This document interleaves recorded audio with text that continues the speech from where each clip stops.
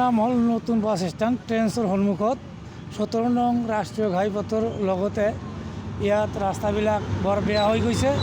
গতিকে যিকোনো প্ৰকাৰে সৰু ল'ৰা ছোৱালী স্কুললৈ অহা যোৱা কৰে, তেওঁলোকে ড্ৰেইনত পৰি যায়, দুখ পায়। গতিকে বহুত এনেকুৱা অসুবিধা হৈ আছে, মানুহৰো খুব অসুবিধা হৈছে। যাতে অতি সোনকালে চৰকাৰক দাবী জনাওঁ যাতে এইবিলাক অতি সোনকালে ৰাস্তাবিলাক ড্ৰেইনবিলাক ভাল কৰি দিয়ে, সোনকালে মেৰামতি কৰি দিয়ে। ইয়াৰ ব্যৱস্থা কৰা হয় চৰকাৰক অনুৰোধ জনাওঁ। ফুটপাথটো ভাঙি গৈছে, এতিয়া ভাল আছিল আগত, কিছুদিন আগত ভাঙি গৈছে। এইবিলাক বনোৱাতেই কমজুৰি হৈ আছে, যাৰ কাৰণে এতিয়া ভাঙি গৈছে। এতিয়া ওচৰতে স্কুল আছে, তাৰপিছত মাদ্ৰাছা আছে, ট্ৰেন্সৰ এটা শ্বপিং মল আছে। মানুহ অহা যোৱা সদায় কৰি থাকে ইয়াত। সৰু সৰু ল'ৰা ছোৱালী ইয়াত পৰি যায় দুখ পায়, মানুহে দুখ পায় বহুত। গতিকে সোনকালে এইটো চৰকাৰক অনুৰোধ জনাইছোঁ যাতে এইটো সোনকালে ভাল কৰি দিয়ে।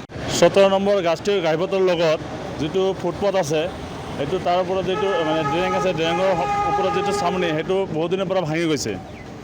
আমাৰ ইফালে চাপৰ মধ্য ইংৰাজী বিদ্যালয়ৰ ছাত্ৰ ছাত্ৰীবিলাকে অহা যোৱা কৰোঁতে কেতিয়াবা দুই এজন ছাত্ৰ পৰি গৈছিলে। তো আমি বিভাগীয় কৰ্তৃপক্ষক অনুৰোধ জনাওঁ যাতে অতি সোনকালে আমাৰ এই ড্ৰেইনৰ ওপৰত চামনিটো ঠিক কৰি দিয়ে। এইটো চাপৰ ট্ৰেন্স শ্বপিং মল হয়, তাৰে সন্মুখতে গৈছে এই ৰাস্তাটো। আমি বিভাগীয় কৰ্তৃপক্ষক এইটো অনুৰোধ জনাইছোঁ যাতে আমাৰ এই ৰাস্তাখন অতি সোনকালে ঠিক কৰি দিয়ে, ল'ৰা ছোৱালীবিলাকৰ অহা যোৱাত যাতে সুবিধা হয়।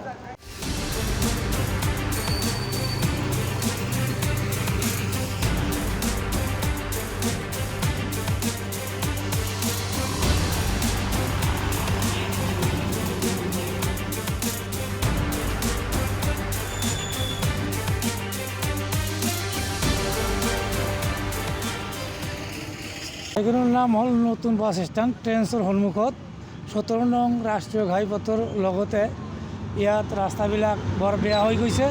গতিকে যিকোনো প্ৰকাৰে সৰু ল'ৰা ছোৱালী স্কুললৈ অহা যোৱা কৰে, তেওঁলোকে ড্ৰেইনত পৰি যায়, দুখ পায়।